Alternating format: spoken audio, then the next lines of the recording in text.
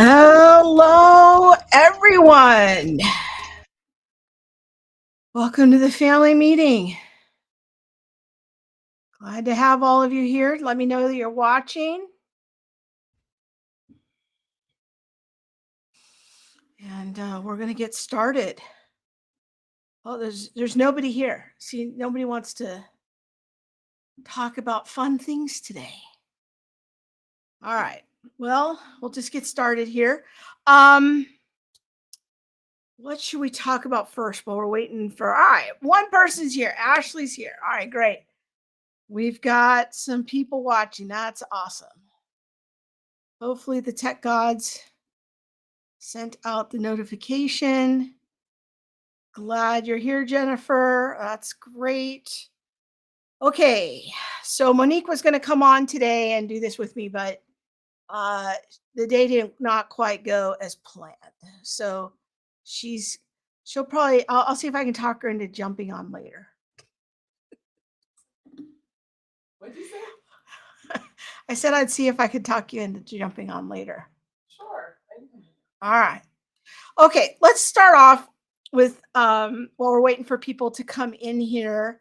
I wanted to let you know about something. Some people reached out to us a few weeks ago and wanted to tell us about a movie that is coming out. And so I wanted to let you know about it. I watched it and kind of relates to race issues. So I'm going to share it here. I'm a little sympathetic with independent filmmakers.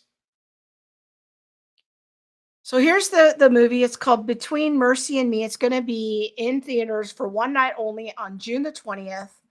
And it is a Christian film. And kind of not super preachy, but definitely Christian. And again, it's called Between Mercy and Me. I'm going to just read the description here.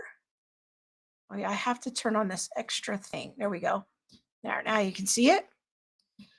So it's going to be in theaters June the 20th. Between Mercy and Me is an original music drama. There is a lot of music in it, penned to encourage honest and raw conversations on race, racial divisions, stereotypes, and faith, especially within the evangelical church.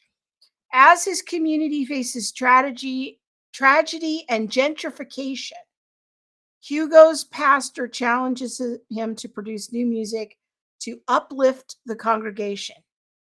Facing writer's block, he visits the new neighborhood coffee shop where he encounters Mercy, a fellow musician who offers to help his songwriting efforts.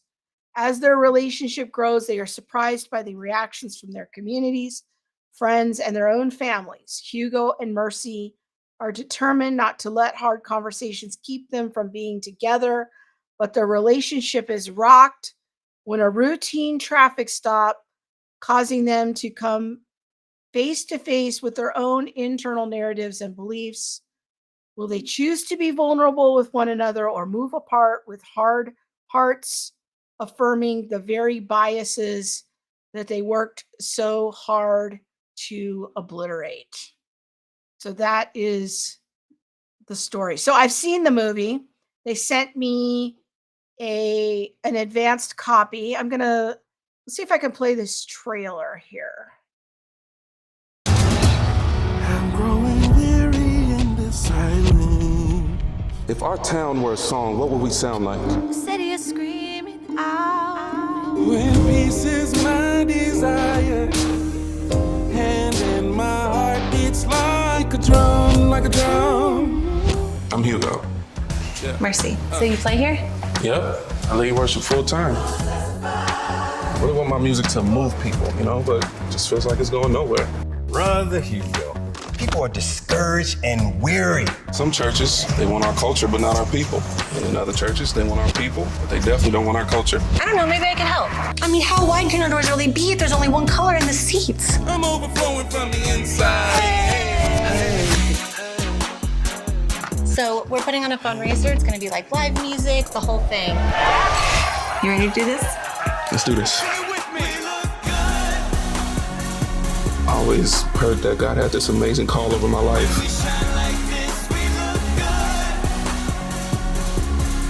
You do realize how influential you are in this community.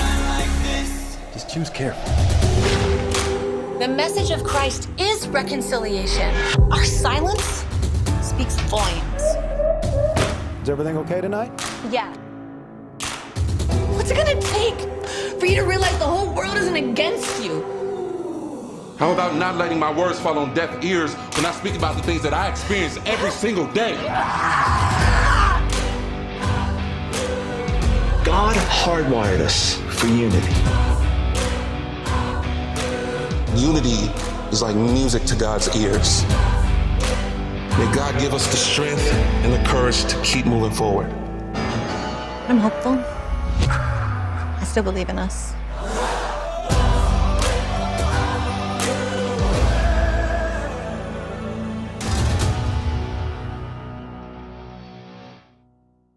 Okay, there you have it. So Between Mercy and Me, I've seen it. I told the producers this, so I guess I feel okay about saying this.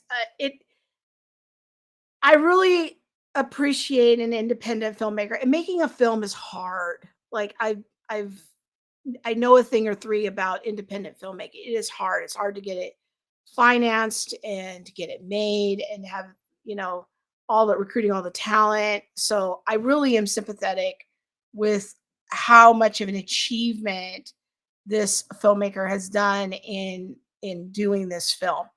Um, it does have a lot of original music in it. Dr. Michael Brown, who is an Old Testament scholar, makes a little cameo appearance in it as an elderly shopkeeper in the neighborhood. And it does deal with a lot of racial stereotypes of the white girlfriend goes home to meet her boyfriend's black family and their stereotypes. And then there's a scene where the black boyfriend goes to visit her house and her mother shows up and there's awkward conversation there. So I appreciate that it's dealing with things like gentrification and the challenges on both sides of that and racial stereotypes, family perceptions. My main kind of wish about the film was that the message about unity would have been more grounded in the gospel more explicitly.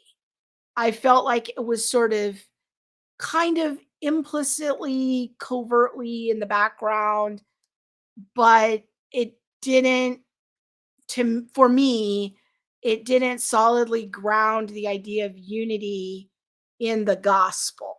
And so yeah, that for me was kind of, I think there's a lot of positives in the film, but for me, that was kind of the drawback of the film. But go, if you want to, if you're interested, it looks interesting to you, want to encourage you to go check it out. Again, it's in theaters June the 20th. Okay, Michelle is asking about my shirt. My daughter got me this shirt. It says God made male and female. So hopefully you can see it. It's sort of like a restroom sign. So my daughter got for me for Christmas. Okay, Michelle says, I agree even in the clip. I was about to ask how they defined as unity. Yeah, it was a little nebulous. It was a little vague. And I'm not a huge fan of the terminology of racial reconciliation, which was in the film. I think the idea of racial unity was in the film. It just wasn't as direct as I would have liked to have seen. That, hey, our unity is in Christ. Christ is the only hope for unity, that he is making a new people from among the nations. And, that is our hope. So anyways, make up your own mind. Again, June 20th, it will be in theaters. You can book it through the Fathom events. And if it looks interesting to you. Okay, now let's get into our main conversation here. And I'm kind of titling this Why Big Companies Really Don't Care About Customers Anymore. I'm gonna move my microphone here.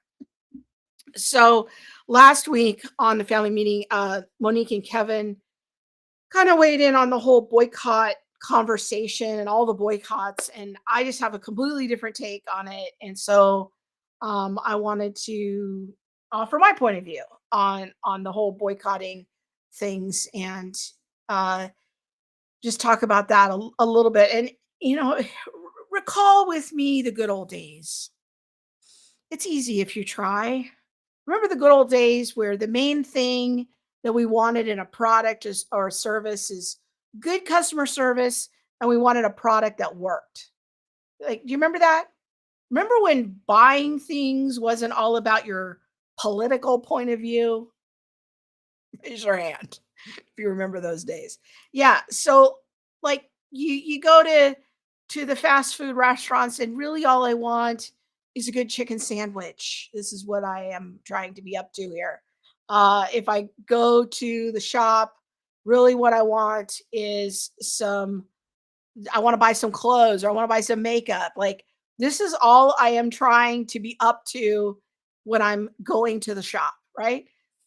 Well, now we're in the age of what's called woke capitalism, right? And yesterday there was a tweet running around on social media.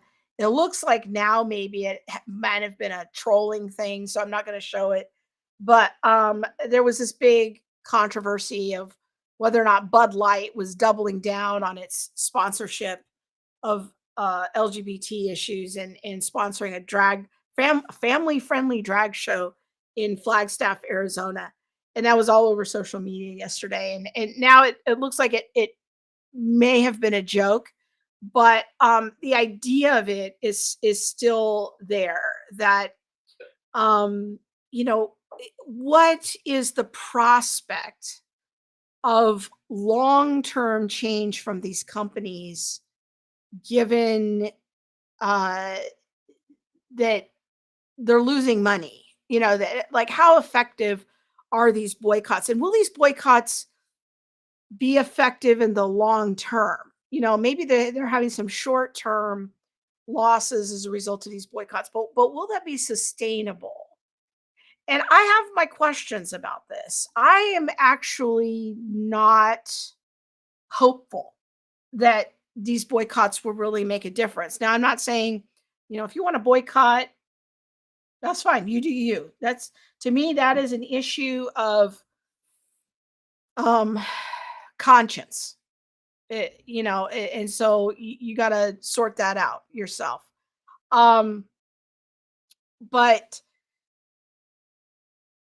I wanted to help us have a deeper understanding of what's going on, and why I am sort of a skeptic that these boycotts, in spite of the losses, will bring about sustained, lasting change. And I'm going to play a clip of a conversation that Allie Beth Stuckey had a few weeks ago with James Lindsay on her podcast. And I think that this is very important for us to understand.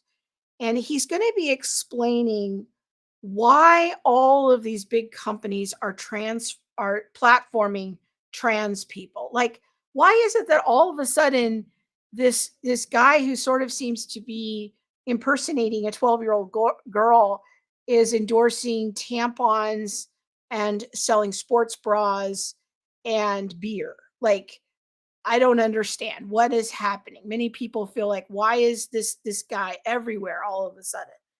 And I think James Lindsay does a really good job of explaining what's happening.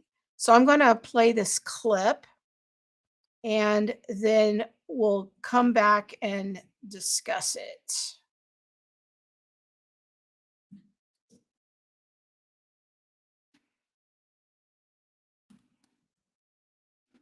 Okay.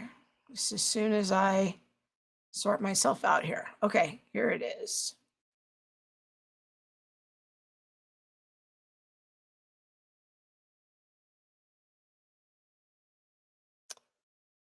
Oh gosh, did I just crash? You gotta be kidding me. Right, here we go.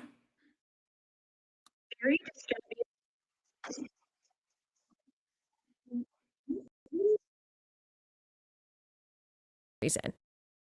I can't say for certain that I don't know, because I don't know what's going on in boardrooms.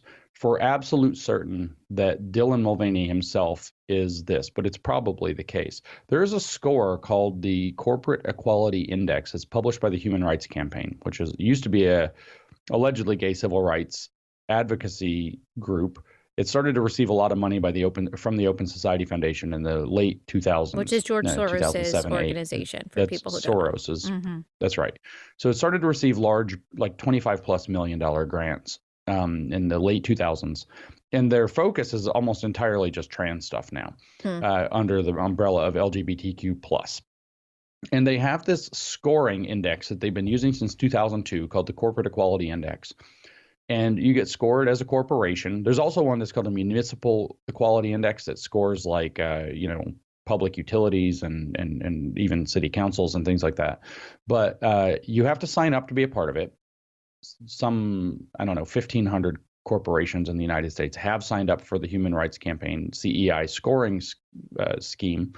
And it's scored out of 100 points. And they give you up to 40 points for having, workplace policies that are, non-discriminatory, et cetera, against LGBTQ, whatever a kind of expansive definition of your inclusive workplace that might have. And they have 30 points for something else, and they have 30 points set aside for, and I forget what the something else is. I could go look it up again. But 30 points set aside for what they call social responsibility and visibility.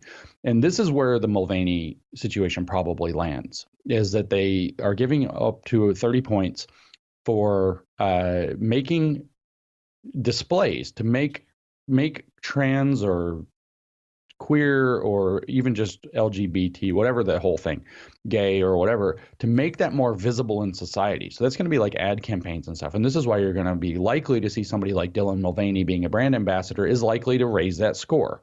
Now, Anheuser-Busch, which is the local parent company of Budweiser, and there's a parent company that's actually headquartered in Belgium that actually owns the whole thing. Now it's not even an American company and hasn't been for a while, but Anheuser-Busch has a 100 score. There's also, by the way, that's the carrot side. That's the you go do these things and earn these points. That's the carrot. There's also a stick, by the way, of social responsibility. If you get caught up, you get found out, say like Chick-fil-A giving money to something that they deem as anti-LGBTQ, they'll take points away no matter what your other stuff is. So there's a carrot and a stick. Well, Anheuser-Busch has had a 100. They're one of the 840 corporations in the United States that will have a perfect CEI, perfect Corporate Equality Index score. This number matters a lot. You can tell this number matters a lot because they put out press releases. They brag about it. I just saw somebody sent me one this morning. Southwest Airlines is very proud of their 100. By the way, all 4 major carriers in the United States, so Southwest, United, American, and Delta, all have 100s. American is very centered there in Dallas, is very proud of its 100 all the way back to 2002. It got a 100 in the first year and has maintained it every year. I heard from an insider last year that to maintain their 100s, the airlines had to give away free tickets to gay activists to fly to Pride events so that the Pride events could be bigger. And so we're talking millions of dollars of free airline tickets being given away, or reduced price airline tickets to fly activists around to Pride events. These are the kinds of tactics that the Human Rights Campaign comes to and says, these are the things you have to do in order to raise your score. Now, Anheuser-Busch got in trouble a couple of years ago. I forget what they did, but it made the gay activists mad, and they went to Stonewall, then they bought a bunch of Bud Light, and they all very visibly poured it out in the street. I think that was 2019. So they're kind of on notice. So, of course, they're probably trying to overcompensate right now. So Dylan Mulvaney becomes a character who is very visible right now. He's being made brand ambassador for like a million things. I don't have absolute proof that he's raising their CEI scores, but that's the exact kind of thing that would raise their CEI scores. Right. So it's probably something they're pursuing. I don't know if the HRC came and said, you must elevate Dylan Mulvaney to, more visibility, but it's very, very clear that Mulvaney has become this very useful tool in their kind of operation. Like you said, he's not just this is a peculiar point. He's not claiming to identify as a woman. He's claiming to identify as a girl. 100 days or 365 days it was of girlhood, right?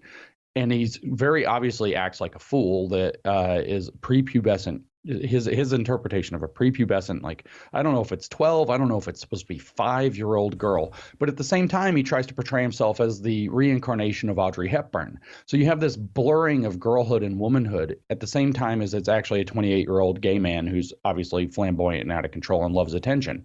So he's got all the incentives in the world to do this because he's getting crazy attention. But there are a lot of operational things. Why would it go into the CEI score, which is going to become a proxy, a measurable proxy for their ESG score? The S part of their ESG is going to be, are you doing these kind of social responsibility things? The G score can be determined by, do you have these policies? Those are both parts of the corporate equality index. So it becomes a measuring stick that the ESG gods at BlackRock or World Economic Forum or whatever can use to score companies.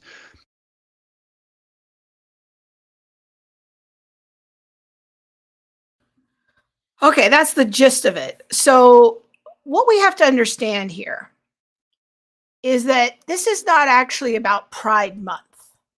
Target having children's clothing with rainbows is not actually about Pride Month per se. You have to get to the deeper issue, okay? So, and this gets to why I am skeptical that these boycotts will bring about lasting change, okay? So, what James Lindsay is talking about here is these scores, from the Human Rights Campaign. If you're not familiar with the Human Rights Campaign, it's a gay activist group. If you ever see bumper stickers with a yellow equal sign, it's just an equal sign. That's all it is. That is the logo for the Human Rights Campaign. And, prior to 2015, it was largely an advocacy group for gay marriage. And now it is, really this whole scoring system, which has actually been around for quite a while, is now shaping a lot of public buying habits and conversation. So let me show you what this is exactly. So here's the Corporate Equality Index, and this is in public. This is on the Human Rights Campaign website as of right now. This is a live page. The Human Rights Campaign Foundation's Corporate Equality Index is the national benchmarking tool on corporate policies, practices, and benefits pertinent to lesbian, gay, bisexual, transgender, and queer employees. So this gives you all of the kind of links to everything and how you can view the report. But what I really want to show you here is, for example, the places with the highest score. Well, I forgot to, there we go. Sorry about that. Let me go back. This is the page, Corporate Equality Index. So this is on the Human Rights Campaign webpage. And if you scroll down here, you can see this button that says Best Places to Work for LGBTQ plus Equality 2022. And you can see here their top Corporate Equality Index participants. And it's all the big companies. 3M, Abercrombie and Finch, Adidas, Adobe, ADP. They probably do your paychecks, right? AIG, Airbnb. Okay, let's look at some other ones here. And this is just the A's. Amazon, American Airlines, we're still in the A's. Anheuser-Busch, Apple, we're still in the A's. AT&T. Let's keep looking here. Bank of America, Barnes and Noble, Best Buy, BlackRock, which we'll come back to in a minute, Blue Shield, Blue Cross. It's everybody. Boeing, Bristol Myers, they're a big pharmaceutical company. They make a lot of our medications. I mean, Car Gurus, CarMax. Look at all of these. Chobani Yogurt, Chipotle, Cisco. All of these are in their highest rated companies. We cannot we can't boycott our way out of this, right? Like, do you see my point is that this is a lot of companies, you know, and these scores are deeply embedded into the fabric of how we shop, how we spend money. It's everywhere. And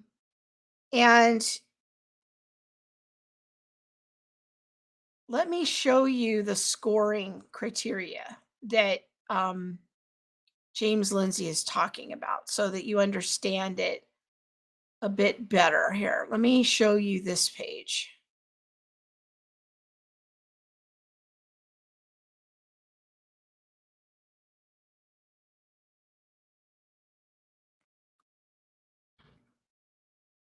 Okay, so this is the scoring criteria page.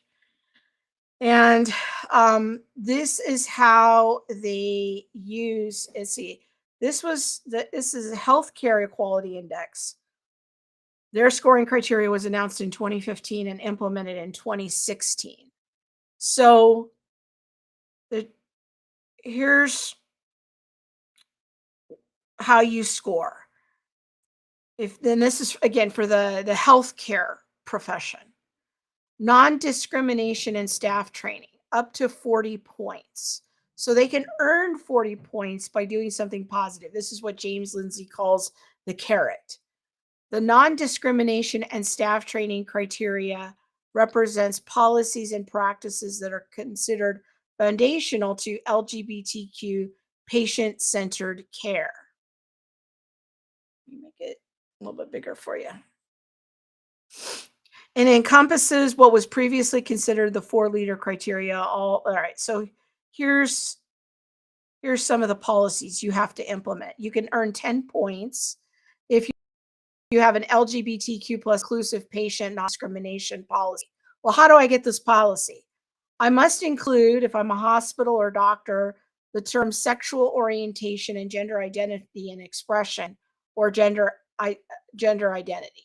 So I have to include that in my patient policies. I also need to communicate it to my patients and staff. It can be shared 2 ways with the public, online and in print. And it must be shared, the policy must be shared with the staff in at least 1 way. So these are fairly specific steps that a healthcare provider would have to do in order to earn their 10 points. All right, let's look at equal visitation. Policy must allow for the patient's visitor of their choice. Policy is shared in 2 ways, in public, online and in print, and shared with the staff in at least 1 way.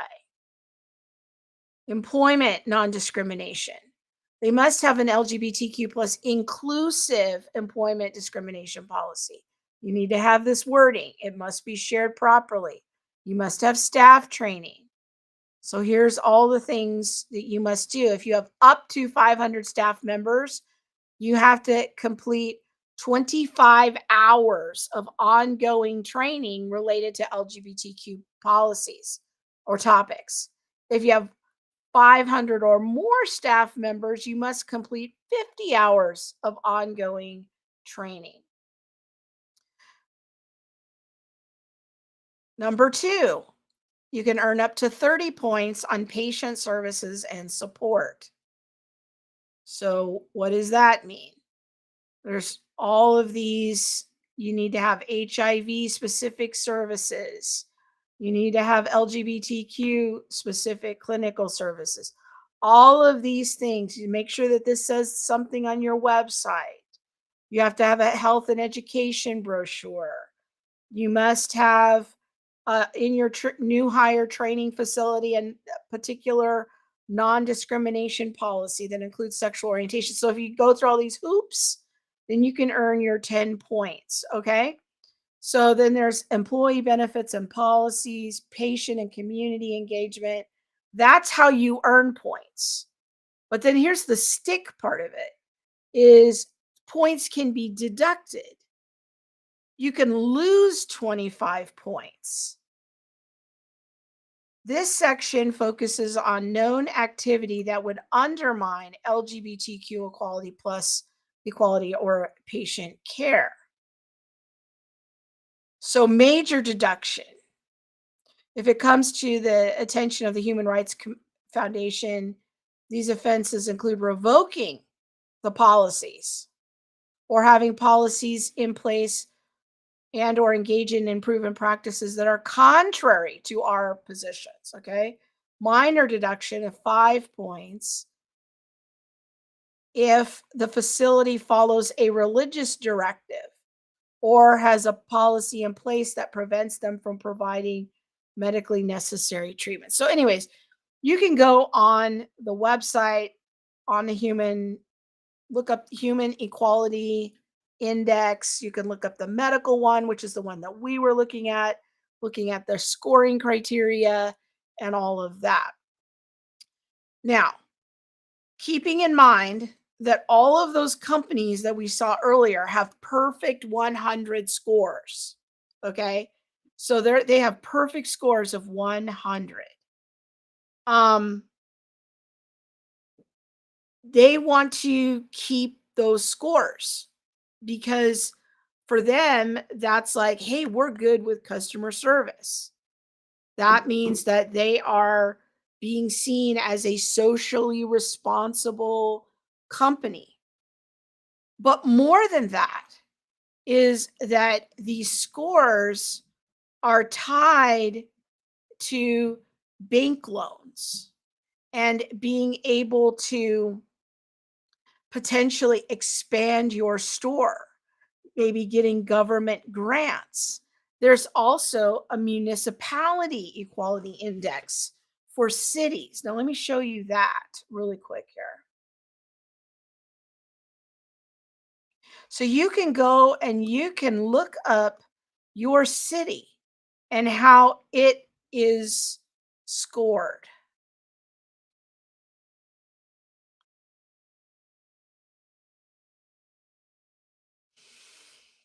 So if you're going to have non-discrimination laws for housing and all gender, single occupancy bathrooms.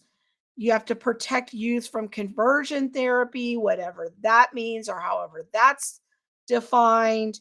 Okay, so there's all of these. You have to have transgender healthcare benefits. In other words, you have to engage in trans affirming care.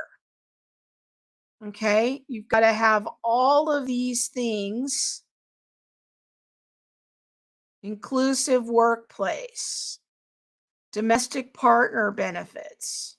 All of these are assigned points.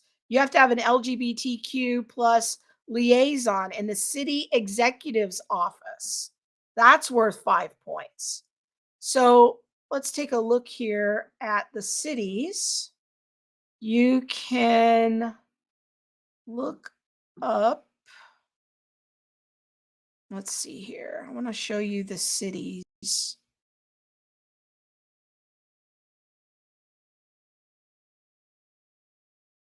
Hold on. There it is.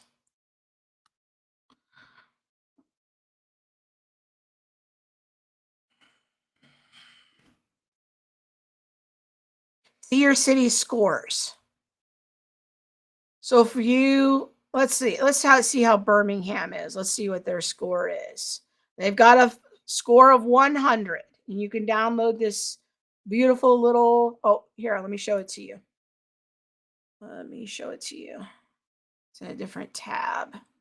Hold on.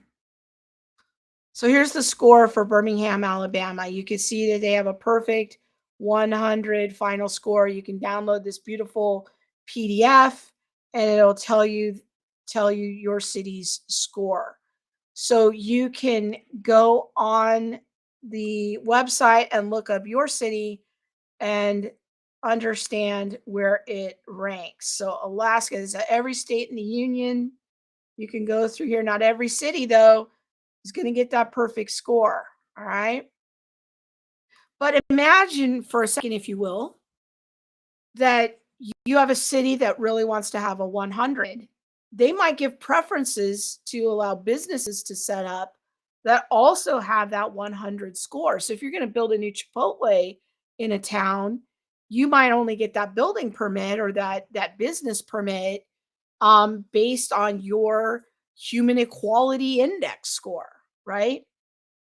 So all of the this is from the Human Rights Campaign. Jenny's asking what's the website again. So this is all under the Human Rights Campaign. So it's hrc.org.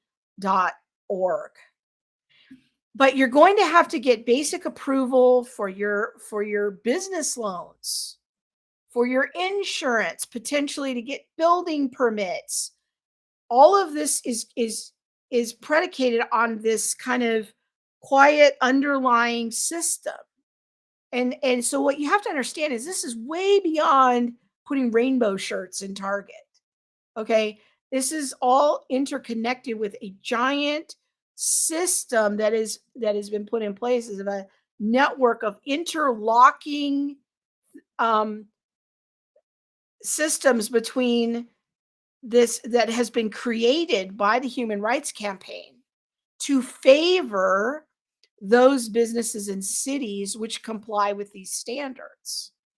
And so if you want to have a successful business, there's a huge incentive, a carrot and a stick, to comply with this kind of thing.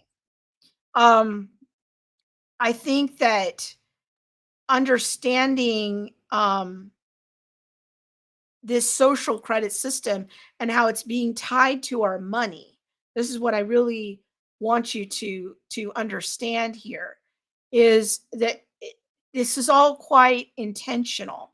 I'm going to play a clip here from one of the executives, I think it's at BlackRock, who is a big investment company, and they own have invested in a huge percentage of these companies. And if you have your 401k, it might be attached to a BlackRock account. But here is the BlackRock CEO, Larry Fink, along with the CEO of American Express, explaining his desires to force behaviors. They are trying to change our behaviors. They are trying to control how we spend our money, and that we spend it in these what's called ESG, kind of what is being deemed by the secular gods out there to be the appropriate way to spend money in this socially responsible businesses. So let me play this clip.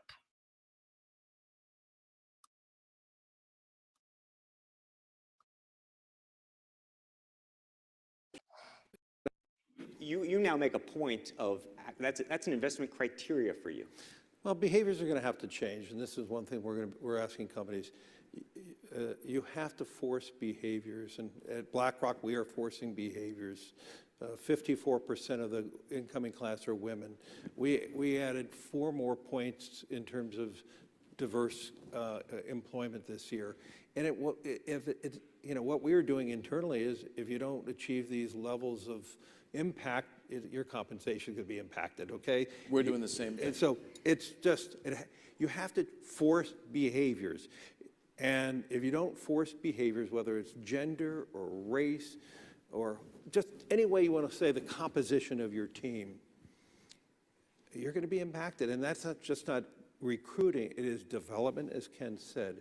And ultimately, it's still going to take time, but I am just as much shocked as Ken is that we have not seen more opportunities, and we're going to have to force change. You now make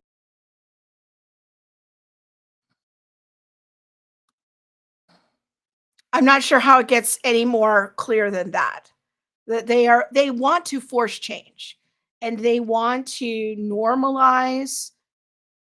They don't just, this is beyond tolerance. See, tolerance says, I will tolerate your differences of opinion and you will tolerate mine. We are way beyond tolerance. They want, they don't even just want acceptance, they want celebration of certain ideals, moral principles that they have decided this is what is virtuous. Okay. And they are going to, they have already succeeded in setting up an interlocking system by which it is very hard to do business in our country without participating in this. It's hard to get investors, it's hard to get bank loans. This is all part of the system. And so if you think that boycotting Target, I'm not saying don't boycott Target. I this month I'm boycotting. I just want you to understand the bigger picture here of what is really happening and why a man in a dress acting like a 12-year-old girl is selling sports bras. I want you to understand what is happening in the world, okay? Because if we do not understand the spirit of the age, we don't think clearly about it, we can easily just get sucked into it. And what we have to understand is, imagine that if there are no longer tolerance for religious exemptions, and some of you, I know you come on my comments all the time, you're like, this doesn't apply to me, I live in a small town. Yes, this does apply to you. Okay, you can't just put your head in the ground and think this doesn't apply to you because it doesn't impact directly where you live right now. Because this is a setup to create a global interlocking network. Okay. And I don't have time to go into all the World Economic Forum and all that. You can look that up. But that is the end goal, is globalization. And it's not going to be helpful if you think that this doesn't impact you because you live in a small town. It may not impact you today, but it will very soon. And this is, you have to see things for what they really are and what is truly happening. Okay. So going back to Monique and Kevin's discussion last week about Chick-fil-A and bringing in the DEI guy and making that big announcement on the website and all of that. My question is Chick-fil-A trying to increase their social credit score? Because they would obviously have have the stick part of, the score, because they contribute to things that would be seen as anti-LGBT. If they want to increase their social credit score, they need to inch toward LGBT full inclusion. Well, establishing a DEI office and DEI policies is the first step to doing. My question is that what is behind what is happening at Chick-fil-A? Are they trying to participate in this whole interlocking system of the social credit scores and the human rights campaign? I don't know. If you own a Chick-fil-A and you have those receipts, email them to us. But it's just a theory. I don't know. And I think that my hunch is that is what's happening behind the scenes. I could be wrong. So then that leaves us with, what do we do? Well, I think we need to begin to build or support structures and businesses that are already in place to build a parallel economy, whether that's building schools or building businesses, and definitely keeping as many ministries as possible off government funding. I just I know that so many Christian ministries take government funding. And what we're going to have to understand is that this is the future. And now is the time to start weaning yourself off the government funding. And if you haven't yet started taking the government funding, I want to encourage you to stand strong and trust in the Lord's provision for your work, and don't take the bait, don't fall into the trap. Because once you go down the path of government funding, you are becoming part of this interlocking system.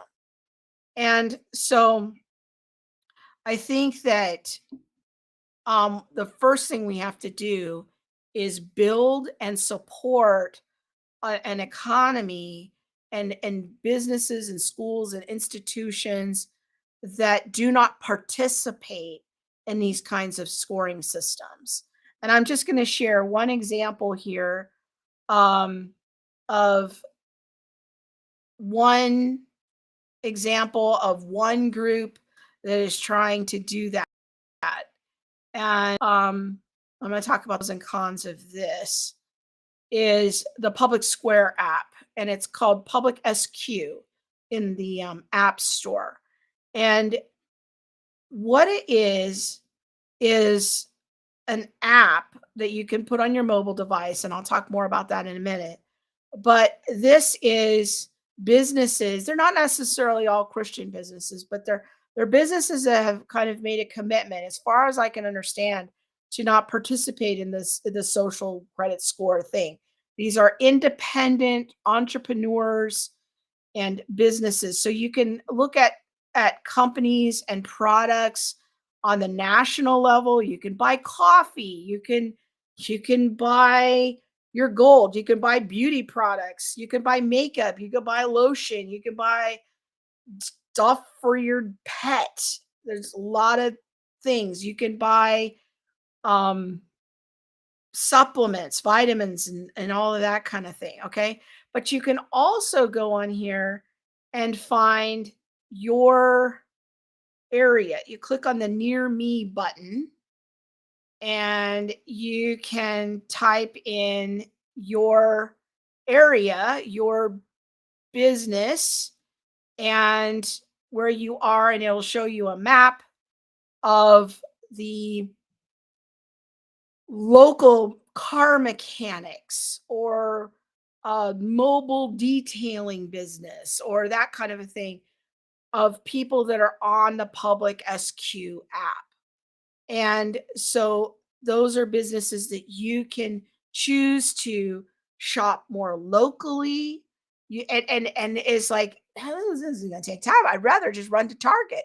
And that's the alternative is, so try to find local businesses that might take you a little bit of time to make a habit adjustment. You might have to buy some things through mail order. You might have to pay a little more. But I want you to understand the big picture behind all of this so that you can make informed decision. The Red Balloon Network, yes, is a company to help find jobs in for lack of a better term, it's not a great term, but an unwoke work environment. And so if they're not running you through all of these diversity trainings, chances are they don't have a good social credit score. So that's another one. And that's right, Jenny. There's no easy and clean thing on the Public SQ app when you sign up, because I went through the process of adding CFBU to the app.